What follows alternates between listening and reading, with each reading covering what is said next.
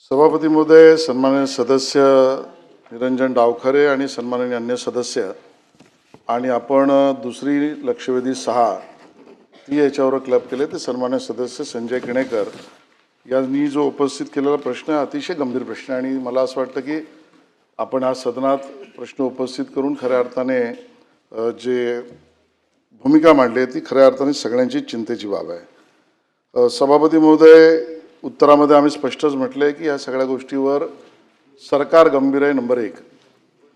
Number 2, आपल्याला हे समजून घ्यायला लागेल की या सगळ्या बाबतीमध्ये इन्फॉर्मेशन टेक्नॉलॉजी IT हा विषय जो आहे आपल्या भारताच्या संविधानामध्ये रेसिड्युअरी सब्जेक्ट म्हणजे जो कंकरंट नाही, जो केंद्र सरकारचा नाही, जो राज्य सरकारचा नाही आणि चौथ्या कॅटेगरीमध्ये असा रेसिड्युअरी मधल्या ह्याचा भाग असल्यामुळे the parliament has exclusive power to make the laws on matters not listed in union, state and concurrent list. म्हणून रेसिड्युअरी पॉवरमध्ये असल्यामुळे या विषयामध्ये भारताच्या संविधानात आणि केंद्र सरकारला कायदा करण्याचा अधिकार आहे। सभापती महोदय, म्हणून आपण इथे शांत बसणार आहोत का? तर नाही। आपण केंद्र सरकारला, कायद्याला, राज्य सरकारच्या सूचना देणं आवश्यक आहे का? तर विषयाचं गांभीर्य बघता, कारण आपण या ठिकाणी सन्माननीय सदस्यांनी जुलै 2025ला पुण्याची घटना, जून 2025ला आरे इथली घटना, मे 2023 मधल्या घटना, गाझियाबादची घटना, या सगळ्या घटना सांगितल्या आणि आपल्याला याची कल्पना आहे आणि आपण हे मानतोच की ज्या पद्धतीने अल्पवयीन मुलांमध्ये समाज माध्यमांचा एक वापर वाढला आहे। सभापती महोदय, आपल्याला समजून घ्यायला लागेल की 2 पैलू आहेत त्याचे।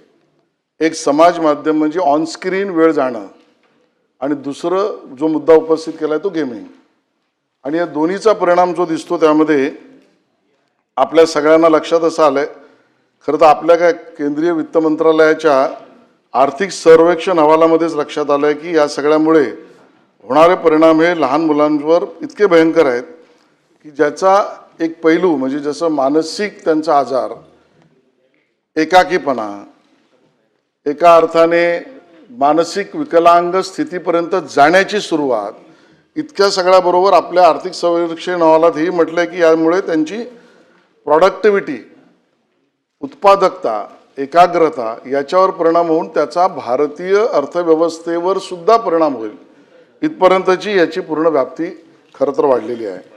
आणि म्हणून या सगळ्या विषयाचं गांभीर्य बघून तातडीने ज्यावेळेला भारतीय सर्वेक्षण अहवाल आला, बरोबरीने या संदर्भामधल्या विविध संस्था म्हणजे वर्ल्ड हेल्थ ऑर्गनायझेशन असेल, या सगळ्या संस्थांचा असलेला रिपोर्ट बघता आपण एक टास्क फोर्स 2 फेब्रुवारी 2026ला स्थापन केला आणि टास्क फोर्समध्ये आपण सर्व स्टेक होल्डर्स म्हणजे मानसोपचार तज्ज्ञांपासून, IT एक्सपर्ट्सपासून, खाजगी व्यवसायापासून, पोलीस यंत्रणांपासून या विषयातल्या तज्ज्ञांचं एक टास्क फोर्स करण्याचं आपण ठरवलं आणि त्याच्यामध्ये अल्पवयीन मुलांमधील समाज माध्यमाचे वापराचे स्वरूप व प्रमाण, मानसिक, शारीरिक व शैक्षणिक परिणाम, डिजिटल जाहिराती व ऑनलाईन प्लॅटफॉर्मचा प्रभाव, राष्ट्रीय व आंतरराष्ट्रीय नियामक चौकटीचा अभ्यास, आवश्यक कायदेशीर, तांत्रिक व प्रशासकीय उपाययोजना या सगळ्याचा विचार करून एक टास्क फोर्स आपण स्थापन केलंय